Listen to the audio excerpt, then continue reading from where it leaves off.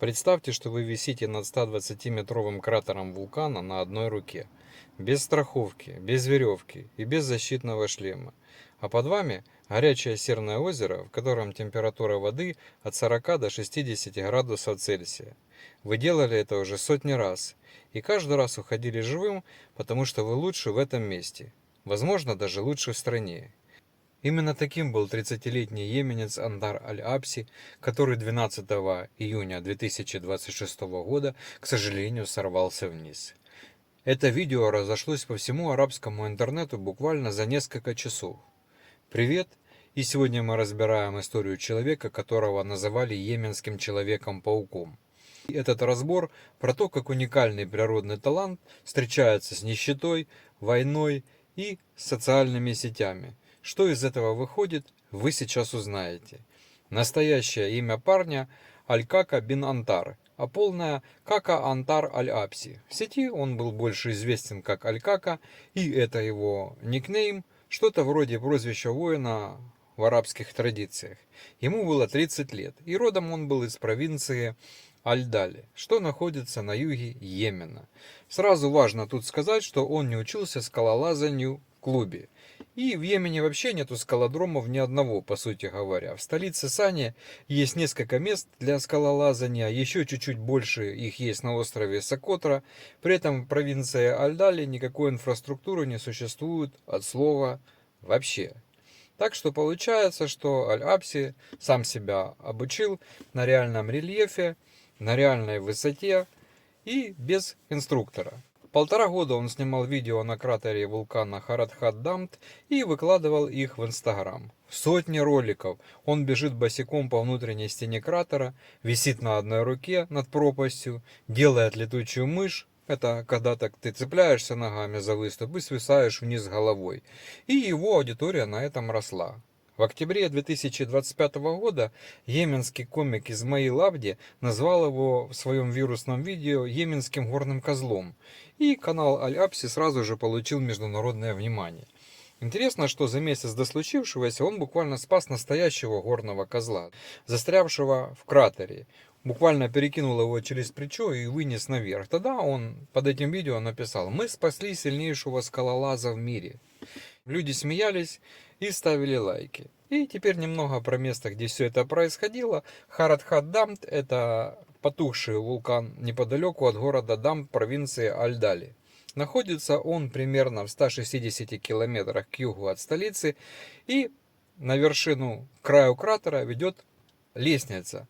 Поднявшись по ступеням, вы оказываетесь на так называемой кромке обрыва. Оттуда открывается вид на гигантскую округлую чашу. Спуск вниз кратера самого он не существует. Стены обрываются вертикально на глубину 110-120 метров. И на самом дне находится то самое горячее серное озеро. Место известное, по меркам туристического региона. Тем не менее, на самом вулкане туристического центра нет. Вы не можете официально нанять профессионального гида-альпиниста или арендовать прочный канат, или купить страховку, которая покроет вам травмы в этом месте. Если человек решает спуститься на дно к озеру, он делает это, так сказать, дикарем, со своим снаряжением или вообще без него, полагаясь только на удачу или на свои способности. Важно будет отметить, что местные власти давно предупреждали об опасности таких спусков и подъемов по стенам кратера без оборудования. Аль-Абси знал этот кратер лучше, чем кто-либо другой. Он неоднократно писал письма губернатору провинции, в которых просил дать ему уборочное оборудование, чтобы убрать граффити с внутренних стен и превратить место в нормальный туристический объект. Также он просил починить лестницу, называя ее опасной для посетителей. То есть он не просто лазил, а думал об этом месте как о своей территории, которую нужно содержать в порядке. И 12 июня 2026 года Аль-Абси, как обычно, был на кратере. Без веревки, без страховки, вокруг туристы. Камеры фиксируют момент, когда он держится одной рукой за стену, примерно в 6 метрах от края кратера.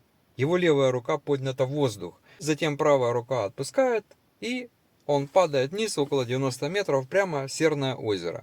Служба гражданской обороны Йемена получает сигнал и действует немедленно. Но операция оказывается одной из самых сложных в истории этого подразделения. На дно кратера нужно спуститься в термозащитных костюмах, и все из-за температуры воды. Серные испарения снижают видимость практически до нуля, поэтому водолаз Абда Мухаммед Аль-Канс с двумя напарниками, Садиком Абда Аль-Кансом и Ашрафом Аль-Ахмаром, начинают поиск в 6 утра следующего дня.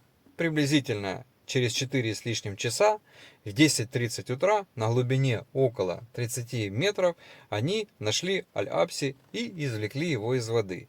Всех троих впоследствии наградили на церемонии гражданской обороны за исключительную и профессиональную смелость. Здесь нужно сделать паузу и объяснить, о каком виде спорта вообще идет речь. Фри-соло – это восхождение без веревок, без страховки и без партнера. Только руки, ноги и скала. Любое скалолазание в принципе называется свободным, потому что ты движешься только своей мускульной силой. Но фри-соло – это просто предельный вариант. Никаких систем безопасности нет вообще. Скалолазанием в мире занимаются десятки миллионов человек. По данным Международной Федерации, их около 35-40 миллионов. Это регулярное число участников по всему миру. Очень большая аудитория. Но фрисоло внутри этой аудитории это очень крошечная группа. Несколько сотен людей в мире, которые систематически занимаются исключительно этим форматом. Потому что разница между этим всем очень принципиальная. Обычный скалолаз при срыве висит на веревке, а фри-солоист при срыве падает. Статистика прямая. 100% несчастных случаев при фри-соло это падение. Второго шанса здесь просто нет. Не бывает физически. И самый известный фри-солоист в мире это Алекс Хоннелл. В июне 2017 года он поднялся на Эль Капитан, Йосемити, это Соединенные Штаты Америки, на монолит высотой 914 метров и сделал это без единой веревки. Время подъема составило 3 часа и 56 минут, и это был первый в истории фрисоло подъем на Эль Капитан. Об этом даже сняли документальный фильм под названием «Free Solo», который получил Оскар в 2019 году. И очень справедливо будет подчеркнуть, что Хоннелл к этому восхождению готовился годами. Он выучил каждый хват, каждое движение на маршруте просто наизусть. А в январе 2026 он также поднялся без веревок на тайваньский небоскреб Тайбэй-101, который был высотой 508 метров прямо в прямом эфире. И таких людей единицы, и Хоннелл один из них. Аль-Апси при всей разнице в уровне подготовки выбирал тот же принцип.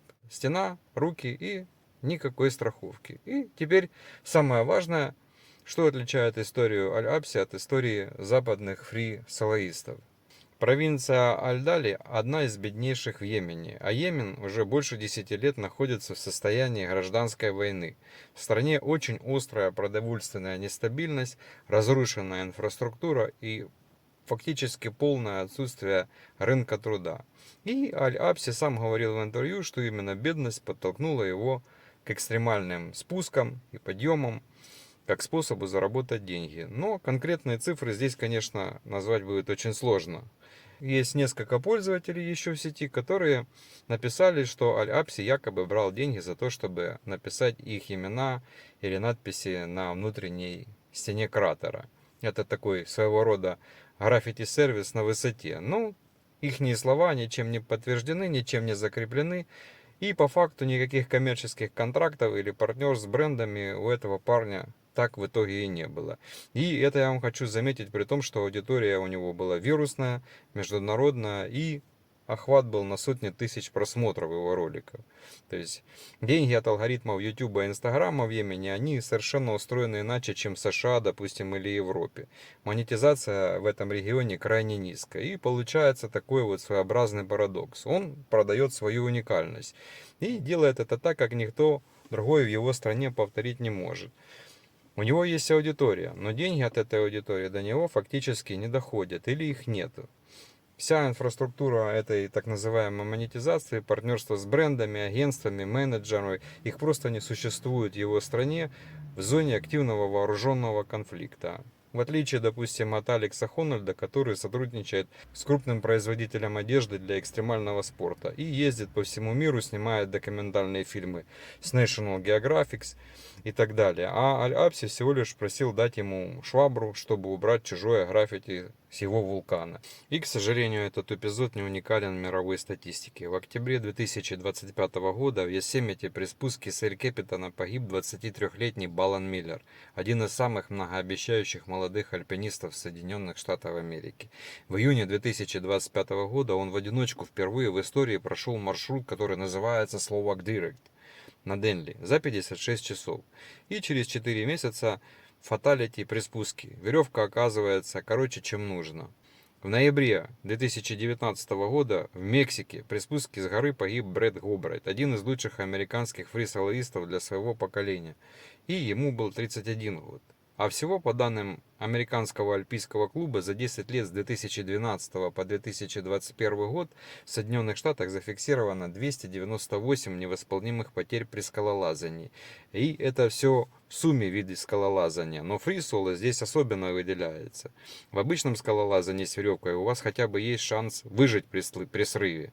А фрисоло его нету. Это очевидно. Фрисоло не самый частый способ получить травму в скалолазании. Он просто наиболее окончательный. Это не значит, что Аль-Апси был безрассудным. Он не был новичком, понимаете? 1,5 года непрерывных восхождений на одно и то же место, сотни успешных маршрутов. Это достаточно большой тренировочный объем, который многие профессиональные скалолазы не накапливают даже годами. Проблема вообще не в количестве повторений. Проблема в том, что при фрисоло один срыв исключает все предыдущие достижения из этого уравнения, к сожалению. Аль-Апси был уникальным, и это очень точное слово, без всяких преувеличений. В стране без скалодромов, без инфраструктуры, без инструкторов, в провинции с активным вооруженным конфликтом он самостоятельно сумел выработать технику, которая позволяла ему делать то, что никто другой рядом с ним сделать не мог. И он пытался конвертировать эту уникальность в профессию. Кроме того, писал губернатору, обращался к аудитории и, конечно, думал об этом кратере как о туристическом объекте, который можно развивать. Ему просто, получается, не хватило системы. Системы, которая существует вокруг западных фрисолоистов, без которой любой экстремальный спорт превращается из профессии просто по сути в ставку на число. Вот, например, Алекс Хоннольд, он же тоже не использует страховку во время подъема, но у него есть команда, агенты, спонсоры, съемочная группа, юристы и к этому всему уже потом добавляются годы подготовки на маршруте с веревкой, прежде чем он ее убирает. Это, конечно, не делает фрисоло скалолазание безопасным видом спорта, но это обязательно делает его менее случайным. И вот вопрос, который я хочу вам оставить. Получается, что Аль-Апси был человеком с редкой способностью, физической, психологической и пространственной, которую он развивал сам, без ничего, без всякой инфраструктуры и, как я говорил, в зоне войны. И пытался все это монетизировать в условиях, где это почти невозможно. И мало того, он знал про риски, но все равно на него шел. И вот вопрос вот в чем. Когда у человека есть вот такая вот способность, которую он может реализовать только на пределе возможного, и при этом системы, которая превратила бы эту способность в устойчивое какое-либо такое занятие, попросту не существует. Так что же делать таким людям? Ждать, уезжать или все же идти на кратер, потому что это единственное место, где эту способность вообще можно увидеть? Возможно, вы сможете дать на это ответ, подумать об этом, но у меня нет правильного ответа на этот вопрос. Просто кажется, что все это становится очень актуальным в мире, где социальные сети дают видимость, но часто не дают всего остального. И можно набрать 1 000 000 просмотров и при этом не иметь ни одного страховочного троса. Вот так вот. Пишите, что вы думаете по этому поводу в комментариях, но мне почему-то кажется, что это будет непросто. Всего вам самого хорошего и пока.